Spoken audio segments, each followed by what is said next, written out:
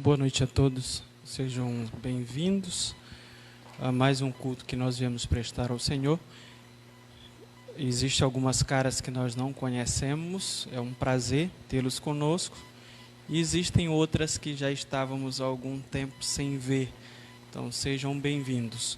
Nós estaremos fazendo a leitura do texto bíblico de hoje, que está em 1 Coríntios capítulo 9, Eu peço que quem for encontrando o texto se coloque em pé. Nós iremos ler a partir do verso 16. 1 Coríntios, capítulo 9, do verso 16 até o final do capítulo.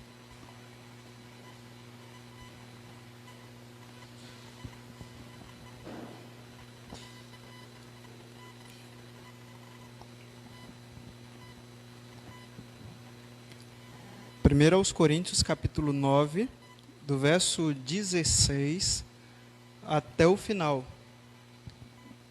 O texto diz assim: Contudo, quando prego o evangelho, não posso me orgulhar, pois me é imposta a necessidade de pregar. Ai de mim, se não pregar o evangelho. Porque se prego de livre vontade, tenho recompensa. Contudo, como prego por obrigação, estou simplesmente cumprindo uma incumbência a mim confiada. Qual é, pois, a minha recompensa? Apenas esta, que, pregando o evangelho, eu o apresente gratuitamente, não usando assim dos meus direitos ao pregá-lo. Porque, embora seja livre de todos, fiz-me escravos de todos para ganhar o maior número possível de pessoas. Tornei-me judeu para os judeus, a fim de ganhar os judeus. Para os que estão debaixo da lei, tornei-me como se estivesse sujeito à lei, embora eu mesmo não esteja debaixo da lei.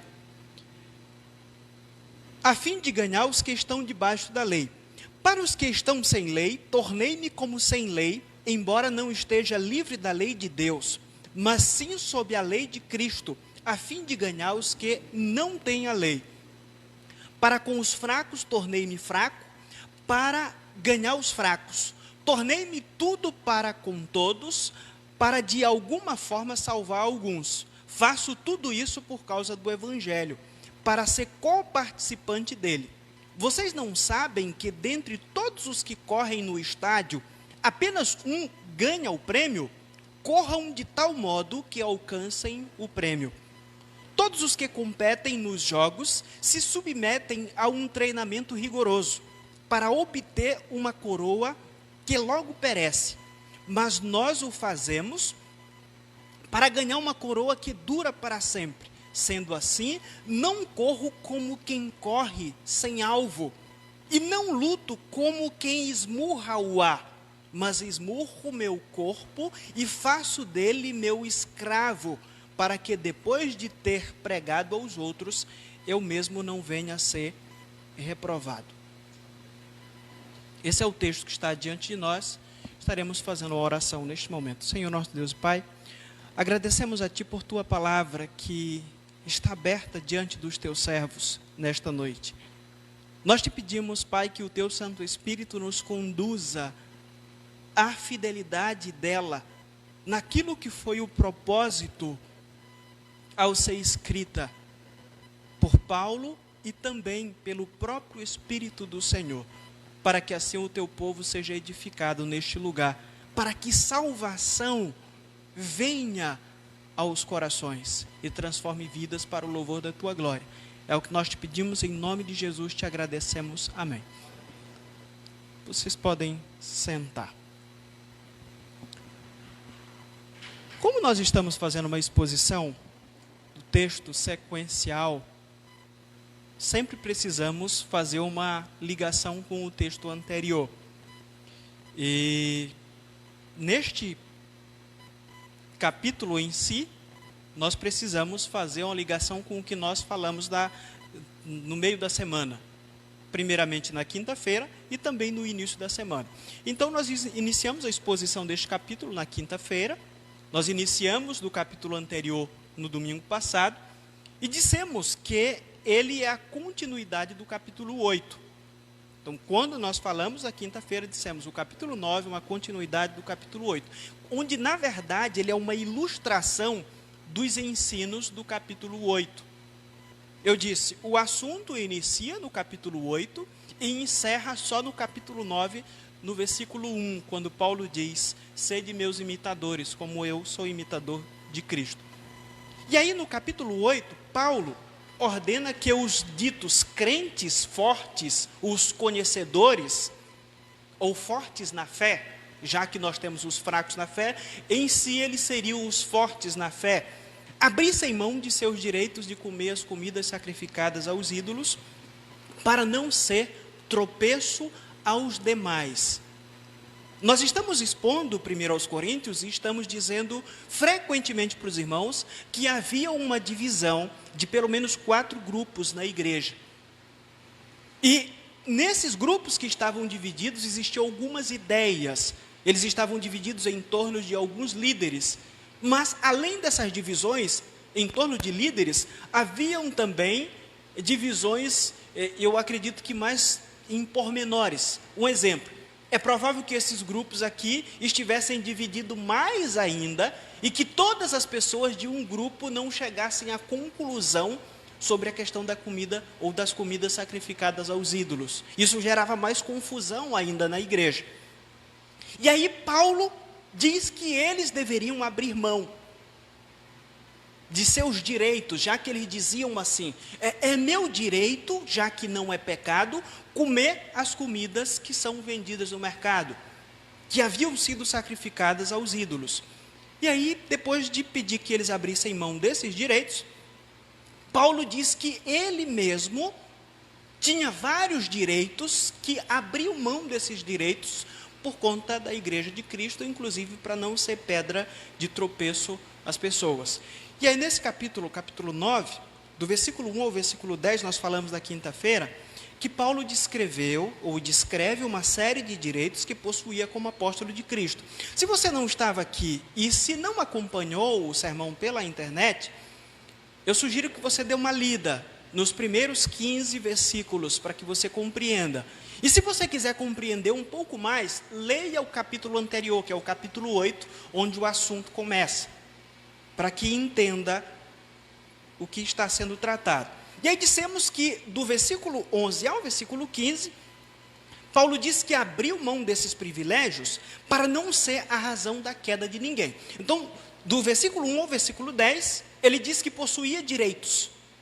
E que, inclusive, aqueles irmãos eram devedores desses direitos que ele possuía. E aí, no final, ele diz, mas eu decidi abrir mão deles para não ser pedra de tropeço às pessoas. A ideia que é transmitida nesse capítulo é essa, que eu sou um exemplo de quem abriu mão de seus direitos pelo bem-estar espiritual de vocês. Eu não apenas estou pedindo que vocês abram mão dos seus direitos, mas eu mesmo sou um exemplo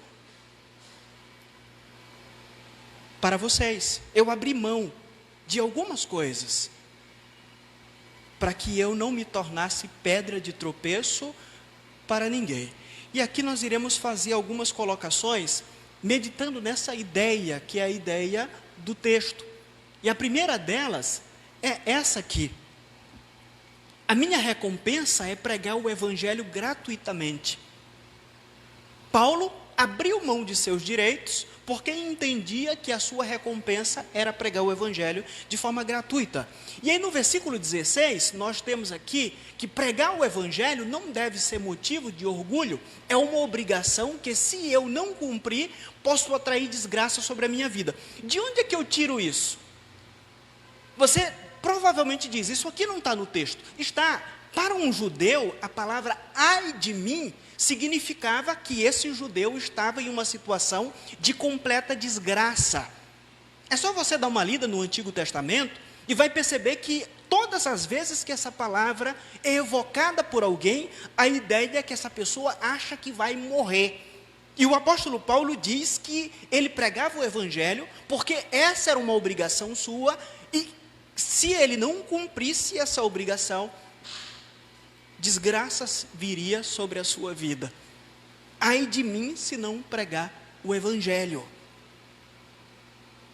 Pregar o evangelho por vontade própria, a ideia dele, no versículo 17, a parte A do texto, pregar esse evangelho por vontade própria ou espontânea, tem como resultado o pagamento. Se eu estivesse realizando isso porque eu me ofereci para fazer, o resultado seria um pagamento, ou pelo menos eu teria a expectativa de receber alguma coisa.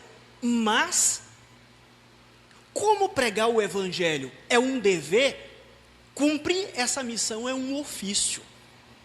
De onde é que nós tiramos essa palavra ofício? A palavra ofício está no texto, que é a palavra oikonomia, que pela própria palavra você já percebe que ela surge em um contexto administrativo, porque essa ideia que nós temos no nosso contexto hoje, administração, responsabilidade, que era a tarefa de um escravo fiel sobre todos os negócios da casa de seu senhor. Então Paulo vai dizer que, como pregar o evangelho é um dever, cumprir essa missão é um ofício. Fazendo uma analogia à vida, a tarefa de um escravo de confiança que tinha a responsabilidade de cuidar dos negócios do seu senhor. Esse camarada era rico, tinha outros escravos, mas tinha esse escravo especial que administrava os seus negócios. Esse escravo mordomo não recebia nada pelos seus serviços. Os coríntios sabiam disso, por isso fazia parte de suas obrigações de escravo fazer isso. Então Paulo entende que o ministério é isso. É um dever. Eu estou fazendo aquilo que é minha obrigação. Eu não me ofereci para fazer isso. Eu não procurei isso para a minha vida. Na verdade, o ministério muitas vezes, ou na maioria das vezes, ou 100% de vezes, para quem está nele, porque foi realmente chamado, acaba sendo um peso. Por exemplo, eu estava pensando ainda há pouco no banco, que para mim seria muito mais fácil, se eu viesse de casa com o sermão, os irmãos estivessem aqui já esperando, eu pregasse, desembuchasse tudo aquilo que eu preparei e me sentasse no banco, depois a gente fosse cantar para ver se aliviava o meu coração. Porque é uma tortura miserável ficar ali na expectativa de trazer alguma coisa que vai servir de alimento espiritual semanal para vocês. E existem momentos que esse dever é tão complicado que eu saio daqui nunca mais querendo subir nele, mas pelo fato de ser no púlpito para pregar, mas pelo fato de ser uma obrigação, é algo que não tem como fugir. Simplesmente não tem como fugir. E aí a gente olha aquilo que Paulo tem a dizer, parece-me que é isso mesmo. Para aquele que está pregando o evangelho, o ministério parece ser uma escravidão, que você não tem como fugir disso. Você não tem simplesmente como chegar e dizer, não, para mim já chega, acabou, eu não quero mais isso, eu vou mudar de profissão. Como algumas pessoas chegam, não, eu comecei esse curso, e eu terminei, eu já estou no mercado de trabalho, mas eu não quero mais isso para a minha vida, eu quero fazer outra coisa, é muito mais fácil. Mas o ministério pastoral, para aquele que foi chamado por Deus, é algo que pesa extremamente. É um fardo pesado, em que Paulo diz aqui que é um ofício. O ministro é um administrador da igreja de Deus. É um escravo que só está cumprindo com a vontade de seu Senhor e não deveria esperar alguma coisa a mais por isso. Essas palavras, eu digo que parecem duras para nós hoje que vivemos no período pós-escravidão. E talvez, eu fiquei pensando, pareça não encaixar-se no nosso sistema teológico. Por quê? Inclusive eu já vi cristãos que não aceitam de forma alguma a ideia de que nós somos escravos de Cristo. não aceitam.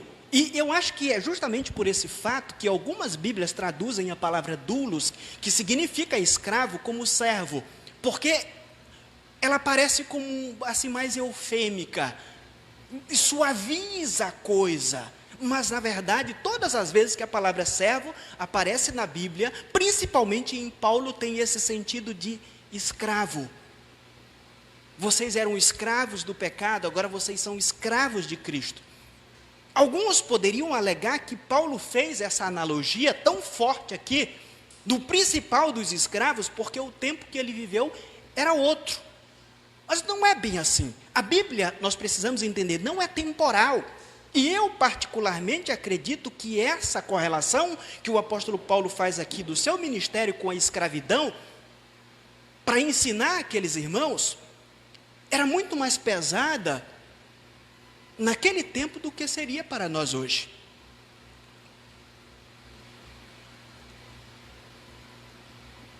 Ser escravo era algo repulsivo para os gregos.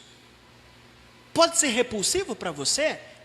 Também era para os gregos. O próprio trabalho manual era considerado inferior, ainda mais ser um escravo. Paulo queria chocá-los mesmo. Quem eram os médicos entre os gregos? Para nós, o médico. Alguns consideram até mesmo como uma espécie de semideus. Mas para os gregos, a maioria dos médicos eram escravos. Eram escravos. Por causa dessa depreciação que se tinha quanto à questão do trabalho manual. O ministério para Paulo era uma tarefa honrosa e um privilégio, mas também um dever que exigia fidelidade. Ele coloca isso no versículo 17 também. A igreja é um negócio de Deus e os ministros são os responsáveis por administrá-la e no final terão de prestar contas de sua administração. É o que Paulo dá-nos a entender também. E além disso, nós temos o próprio cristão não é dono de si mesmo, pois ele foi comprado do mercado de escravos, onde vivia escravizado pelos seus próprios desejos e subjugado pelo domínio de Satanás. Mas apesar disso, muita gente confunde a liberdade que temos em Cristo da mesma forma que a igreja confundia no primeiro século.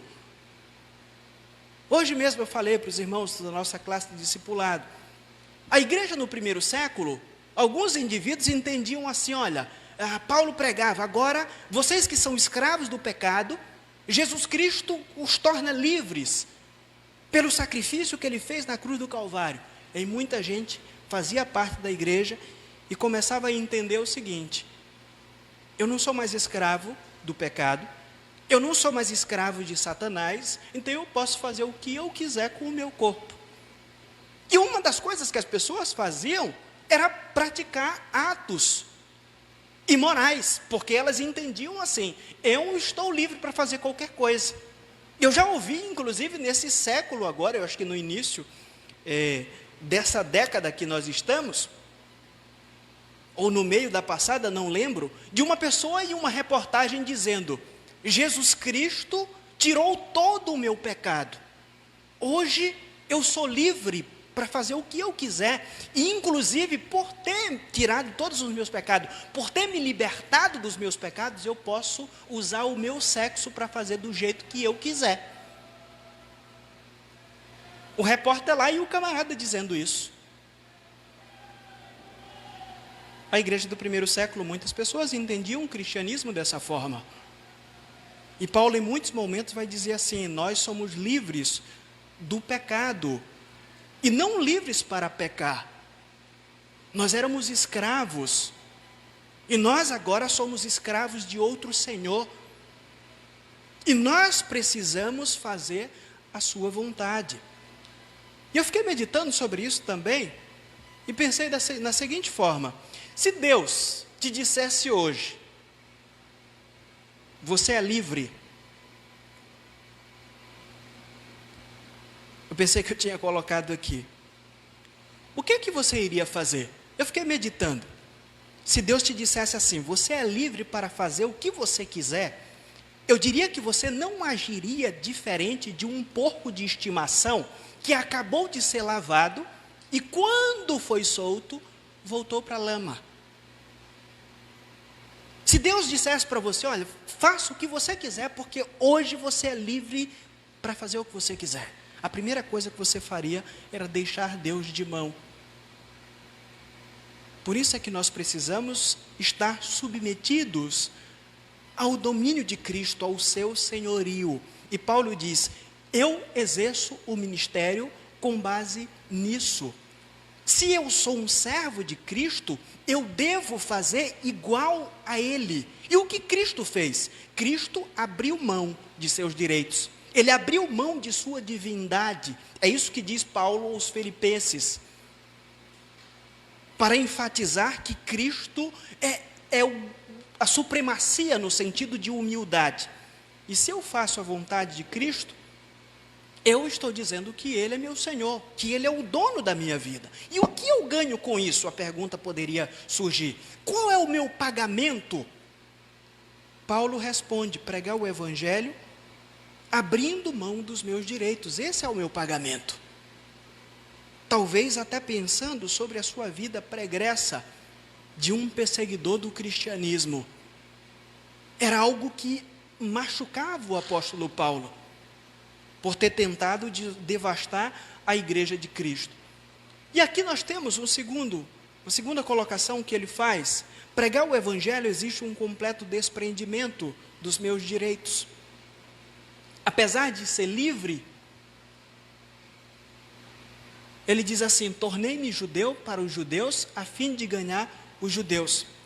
Apesar de ser livre, o ministério tornou o apóstolo Paulo em um escravo, conforme ele destaca aí no versículo 19. Eu queria, antes de iniciar ou prosseguir com a exposição desses versos que ele descreve aqui, dizer que as colocações que o apóstolo Paulo faz aqui, as descrições, referem-se à metodologia que ele usou, e não a questões morais. Não é isso que ele fala quando ele diz: tornei-me para os judeus, tornei-me judeu para os judeus, a fim de ganhar os judeus, assim como outras colocações que ele faz. Então, nós temos a primeira, que é justamente essa aqui. Eu não sei se você já leu o livro de Atos. Se ainda não leu, ou se tem lido e ainda não parou para ver alguns detalhes sobre o livro de Atos, principalmente sobre o ministério de Paulo, perceba que a principal estratégia do apóstolo Paulo para plantar uma igreja era chegar em uma cidade e procurar uma sinagoga. E como o apóstolo Paulo era um profundo conhecedor das leis do Antigo Testamento, era um mestre, um rabino, sempre tinha a oportunidade de fazer a prédica, de pregar o sermão, vamos dizer que da noite. E aí o que ele fazia? Fazia uma exposição do Antigo Testamento, e nessa exposição ele dava um jeito de chegar até Cristo. E muitas pessoas eram convertidas através dessa metodologia que ele utilizava. Se você for ler o livro de Atos, você vai perceber que isso está muito claro. Paulo indo a uma sinagoga no sábado e aproveitando essa oportunidade para iniciar uma igreja. Só depois de pregar para aquela sinagoga, ou para aqueles judeus que estavam reunidos na sinagoga, é que ele fazia uma abertura do seu ministério para alcançar os gentios. E aqui nós temos, apesar de já ter se desprendido do judaísmo, ainda fazia isso para ganhar os judeus. Ele procurava uma sinagoga. Eu não sou mais do judaísmo, mas eu faço isso para ganhar essas pessoas, para que elas não pereçam no pecado. E aí ele prossegue e diz: para os que estão debaixo da lei, tornei-me como se estivesse sujeito à lei. E aí nós colocamos aqui, ao encontrar-se com os judeus, Paulo identificava-se com eles através das leis mosaicas e interpretava Moisés à luz de Cristo. Ele sempre fazia isso. provavelmente é a isso que ele se refere quando ele diz ou faz essa declaração: para os que estão debaixo da lei, tornei-me como se estivesse sujeito à lei, como está descrito no versículo 20. Era citando a lei de Moisés que ele pregava Cristo aos judeus. É a partir daí que nós precisamos entender o que está sendo dito aqui. Ele pregava a partir da lei que Cristo era o cumprimento da lei. Então, inicialmente, o que os judeus faziam? Eles tinham uma atenção voltada ao que o apóstolo Paulo estava dizendo. Afinal de contas, ele está falando sobre aquilo que nós conhecemos. Ele está falando a nossa linguagem.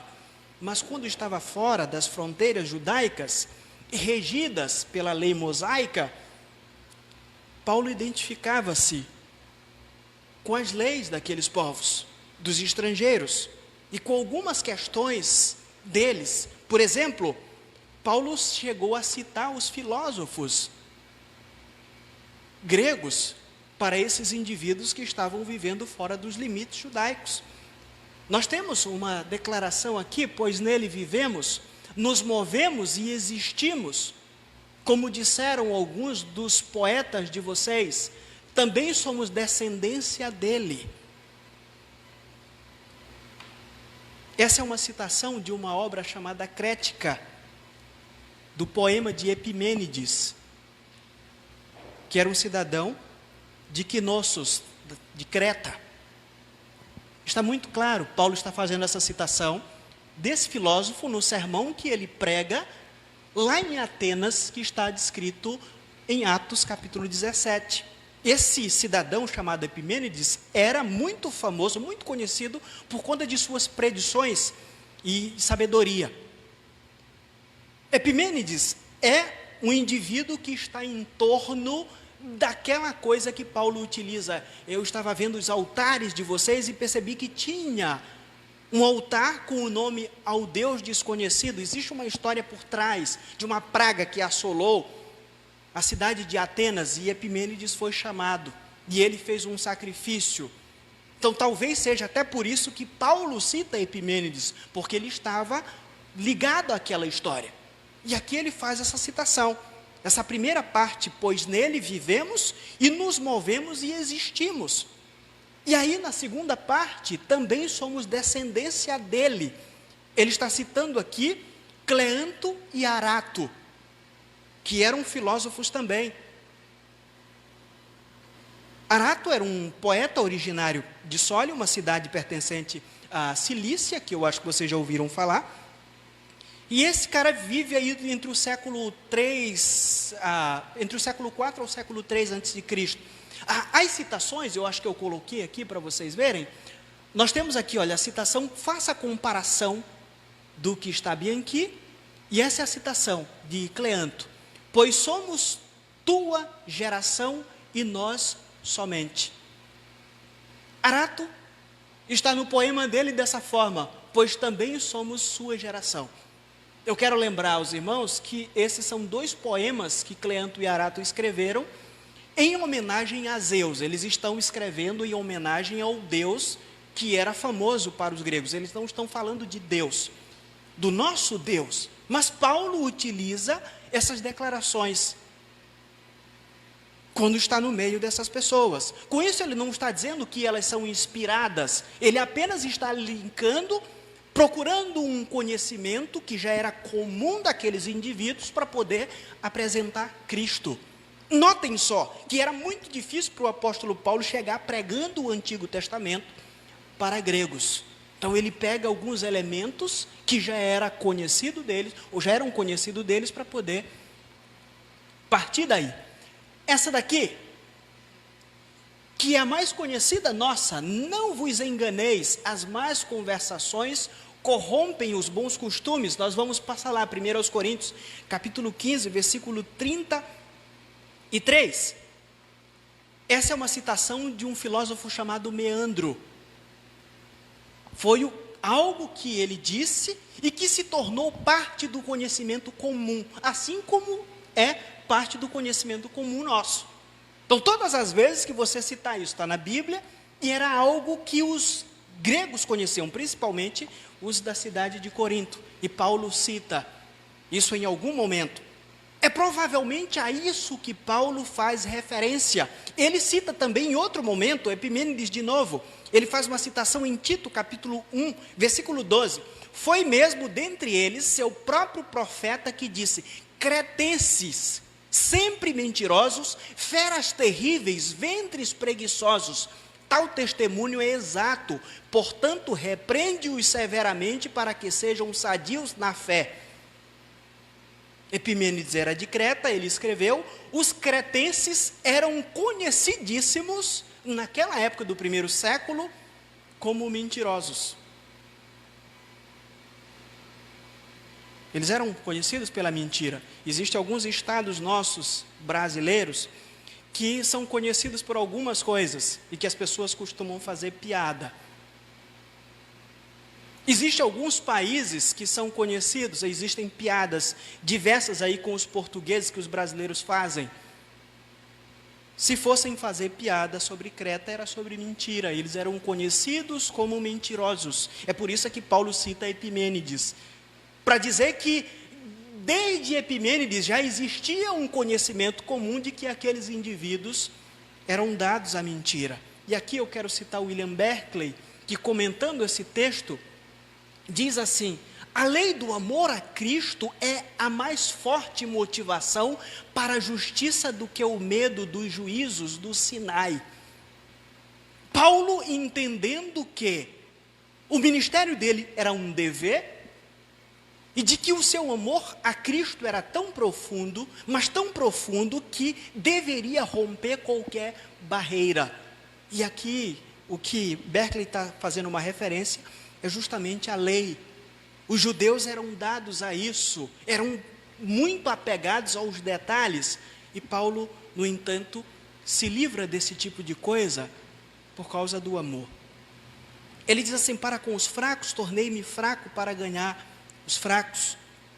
São os mesmos descritos nos versos anteriores. Paulo está dizendo que ele abnegou-se de seus direitos por causa deles.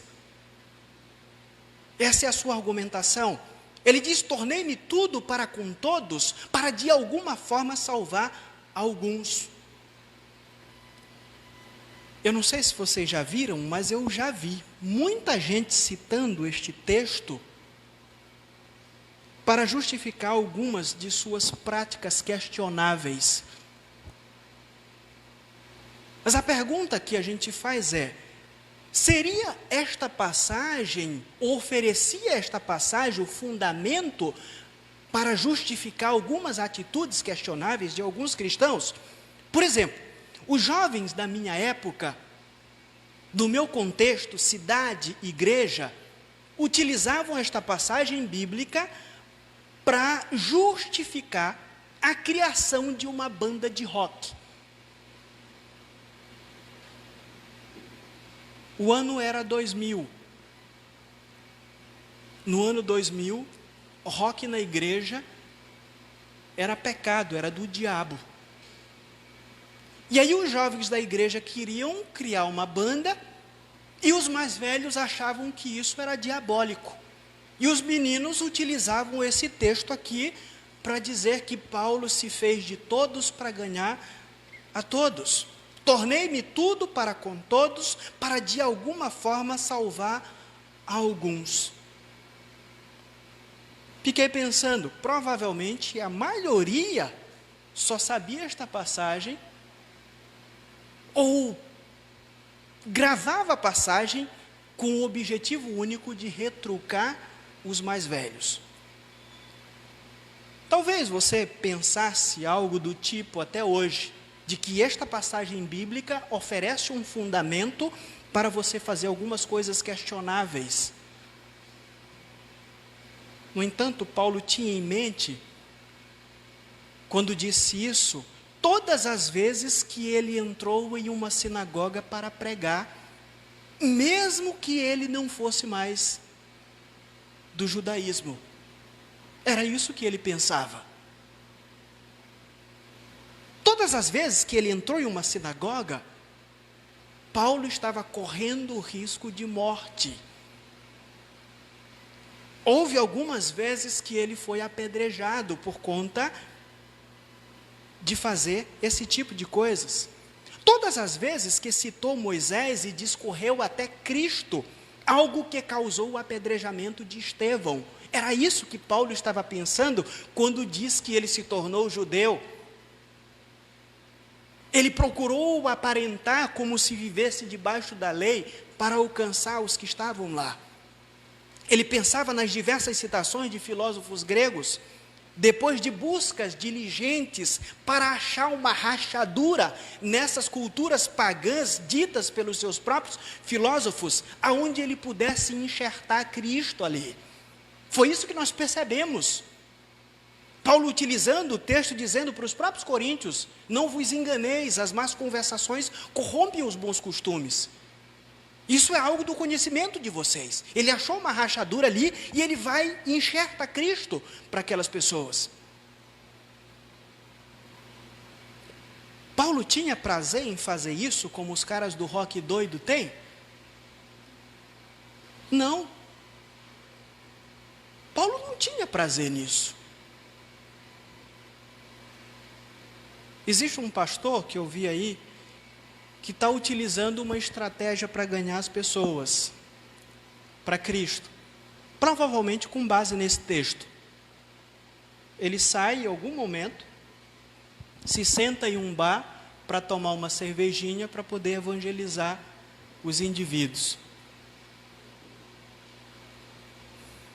Mas o argumento seria: Paulo disse que ele se fez de todos para ganhar todos. Esse texto oferece fundamento para isso? Para que tanto esforço, Paulo? Paulo responde: faço tudo isso por causa do Evangelho, para ser coparticipante dele. Versículo 23. Todas essas atitudes foram um ato de humilhação e não de prazer. A maioria das pessoas que utilizam esse texto como fundamento para fazer alguma coisa, elas têm prazer naquilo. Estão apenas utilizando o texto para que ele ofereça base para elas argumentarem contra outras pessoas que muitas vezes não conhecem o significado do texto, para ver se elas deixam, ou as deixam em paz. Eu diria para os irmãos o seguinte: canta e toca o teu rock, pois não é pecado. Eu gosto de ouvir. É bom ouvir o pop rock, principalmente cristão. Agora, nós precisamos entender que não podemos utilizar a Bíblia para justificar uma coisa que a Bíblia não justifica. É você colocar palavras na boca do Espírito que não foi o objetivo dele. Da mesma forma, beba a tua cachaça, mas saiba que Paulo não ofereceu fundamento para isso, ou para qualquer coisa que nós tentemos inventar para satisfazer a nossa própria vontade. Precisamos entender isso. O próprio texto arrebenta com esse tipo de argumento furado que as pessoas utilizam. Por que ele arrebenta? O que Paulo está discutindo aqui é: se você faz alguma coisa que escandaliza o teu irmão, pare de fazer, para que ele não tropece. Então, se eu estou ouvindo lá a minha banda de rock favorita, e o irmão se escandalizar, o que eu tenho que fazer? Segundo alguns, eu tenho que utilizar esse texto: eu me fiz de todos para ganhar todos. Mas segundo o que o próprio texto está dizendo, eu deveria parar para não escandalizar o irmão. É isso que o texto está dizendo. Por último, a vida cristã exige disciplina extrema para não ser reprovado no final.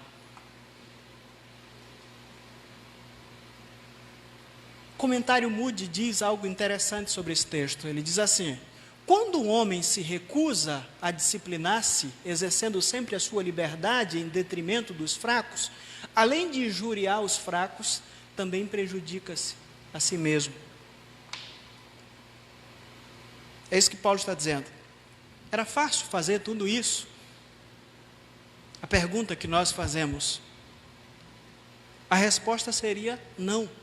O próprio Paulo vai dizer que isso exigia disciplina extrema, semelhante aos atletas, aí ele faz outra analogia aqui, aos atletas dos jogos istmicos, que eram jogos que eram realizados na cidade de Corinto de 2 em 2 anos. Eram conhecidos. E quando ele utiliza essa analogia, as pessoas estão entendendo claramente ao que ele se refere.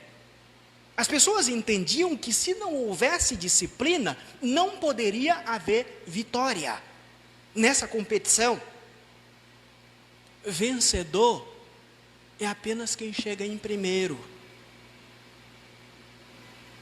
E Paulo utiliza essa ideia, mas até lá o atleta precisava se desfazer de muita coisa. Versículo 24. Os atletas treinavam rigorosamente para ganhar como prêmio uma coroa de ramos de pinheiro nos jogos istmicos, que logo murchava. É isso que Paulo está dizendo. Entretanto, os nossos esforços são por uma coroa eterna.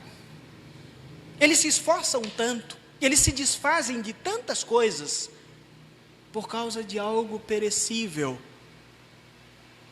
Mas nós fazemos por causa de algo eterno. E por isso, a igreja deveria ter um esforço redobrado. Aliás, eu fiquei pensando sobre isso, eu queria te fazer uma pergunta. Como andam os teus esforços na vida cristã ou no trabalho cristão? Como tem sido a sua vida nesse sentido? Paulo, em Filipenses capítulo 4, versículo 14, vai falar que a nossa vida cristã persegue um alvo, ou em linguagem comum, metas. E aí aqui no texto ele utiliza uma metáfora do pugilismo, para dizer que não lutava a vida cristã como um treino ou como um amador, uma vez que os seus golpes eram certeiros. O que ele está dizendo aqui? A minha vida tem sido treinada de uma forma tão profunda, para que ao estar em batalha, eu não der golpes que não acertem, porque isso desgasta. Ou eu não estou treinando. A minha vida cristã não é de treinamento, eu estou em um embate que os meus golpes precisam ser certeiros.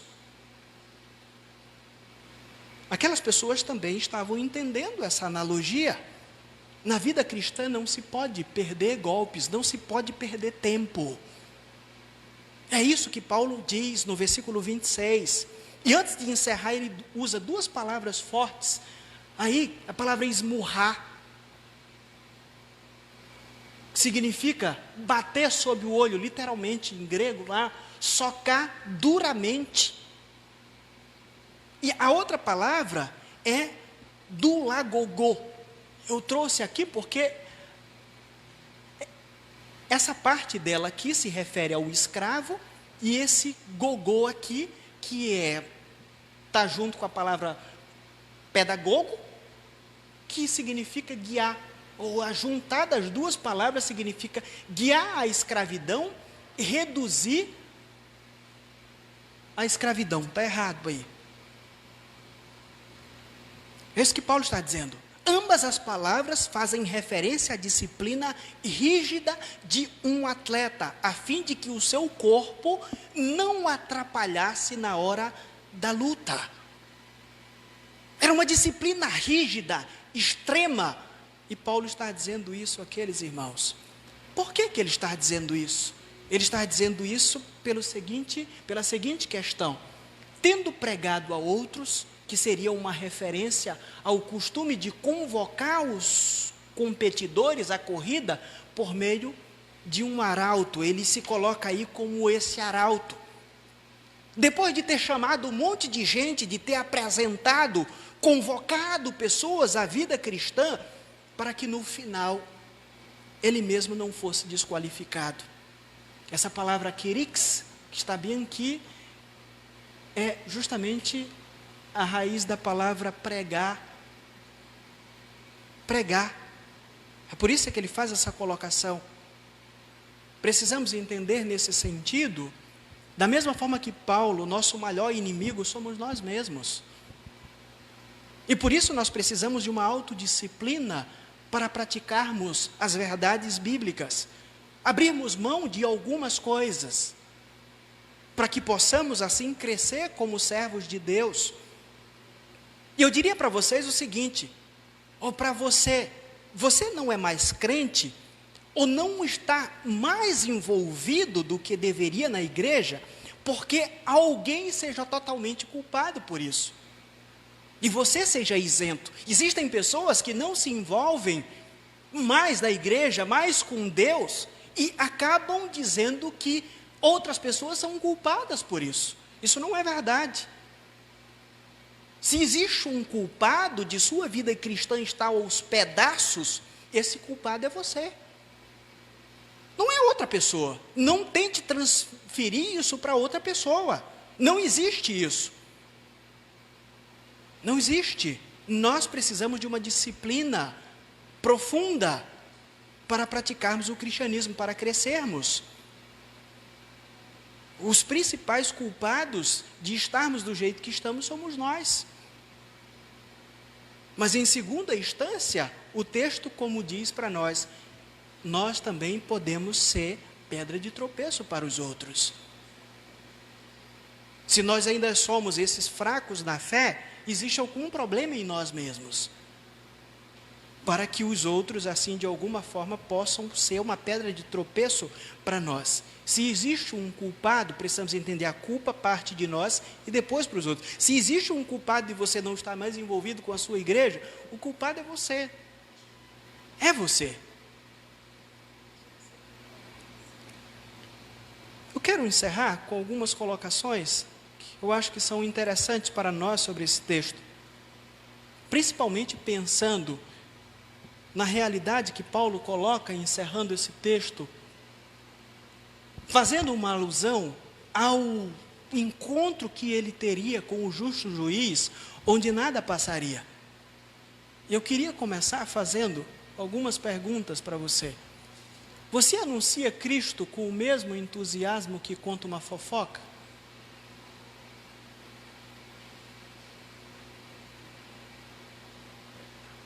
Você ouve as Escrituras com a mesma alegria e entusiasmo que ouve uma fofoca?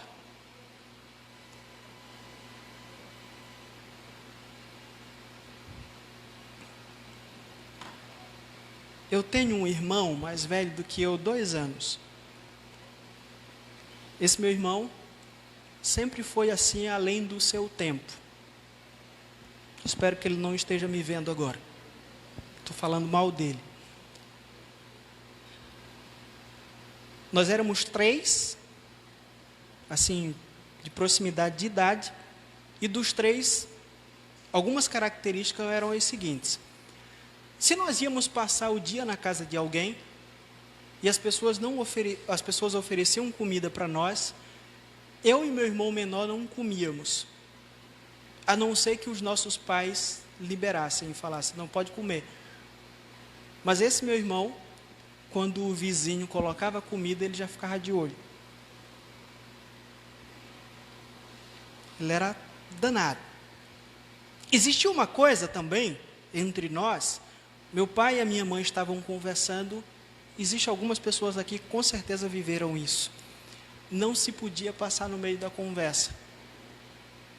E um dia o meu pai estava em casa, com a minha mãe e alguns outros irmãos, chegou uma mulher que era aquela mulher que nós chamamos do Maranhão de fala depravada. Ela falava um monte de besteira.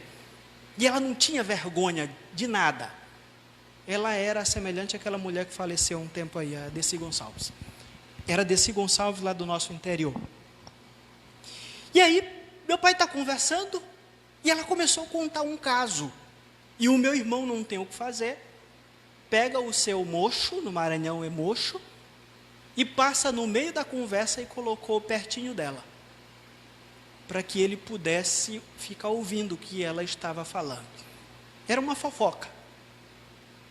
O meu pai só viu e não disse mais nada, não falou nada, só observou. Depois que ela foi embora, tu vai pegar o teu. Mas não precisou de muito tempo. Essa mulher estava conversando e de repente ela soltou um pum. E o meu irmão, foi algo assim extremo, estrondoso. E o meu irmão pegou o banquinho dele e foi sair, o meu pai pegou no braço e disse, pode ficar aí. Agora você vai ficar aí para você aprender a nunca mais passar no meio de conversa de adulto. E o meu irmão ficou lá. Eu nunca esqueci disso. Toda vez que eu estou conversando e alguém passa no meio da conversa, eu lembro do meu pai. Meus irmãos, a fofoca nos atrai. Ela faz com que a gente quebre as leis básicas do lar. O papai sempre dizia, não pode passar no meio de conversa de adulto.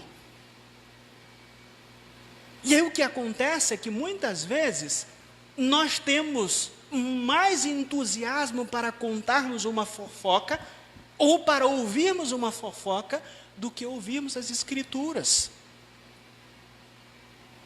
E essas coisas vão fazendo com que nós fiquemos pelo caminho da nossa vida cristã, com que no final nós sejamos reprovados.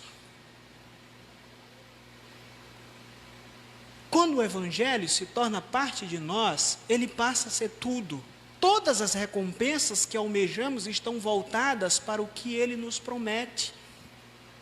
São verdades que aparecem nesse texto, e Paulo está dizendo, irmãos, a vida cristã é assim.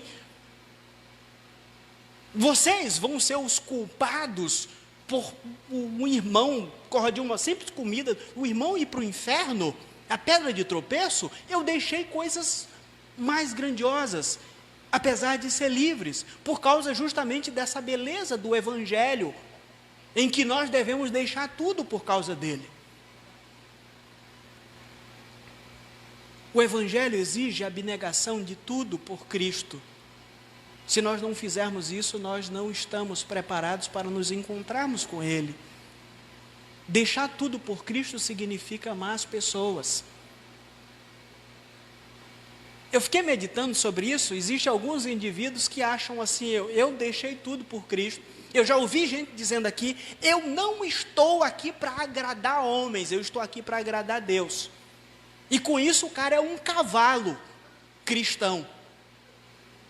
Como se, não, desculpem, mudando aqui, eu estou aqui para servir a Deus, e não para agradar homens. É essa frase que as pessoas utilizam, como se servir a Deus não significasse servir as pessoas.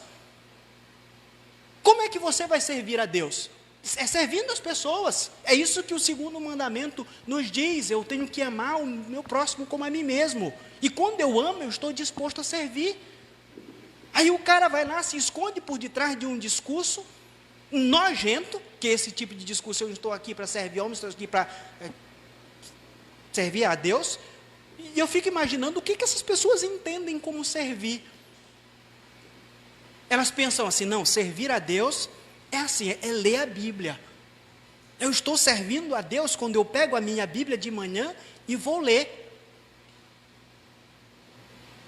Ou eu estou servindo a Deus quando eu estou na igreja, ouvindo o ministério de música cantar, eu estou lá botando a minha mãozinha para cima. Isso que as pessoas acham que é servir a Deus. E com isso não fazem nada pelo próximo, pelo cristão, pelo irmão. E nós precisamos entender, deixar tudo por Cristo significa amar as pessoas e desfazer-se de algo por causa deles ou delas. Isso também é servir. O próprio Jesus disse assim, o Filho do Homem não veio para ser servido, veio para servir. Isso também significa amar a Deus. Jesus Cristo amou ao nosso Deus, servindo as pessoas, e nós precisamos fazer isso. eu acho que não tem mais nada. Tem mais um. Todo esse processo exige disciplina espiritual. Sem ela, a reprovação é certa, conforme o apóstolo Paulo coloca. Baixa a sua cabeça, a gente vai orar ao Senhor e depois nós estaremos realizando a ceia, tá? Então se prepare para esse momento especial. Já havia algum tempo que nós não praticávamos esse ato bíblico e hoje nós iremos fazer logo após a oração.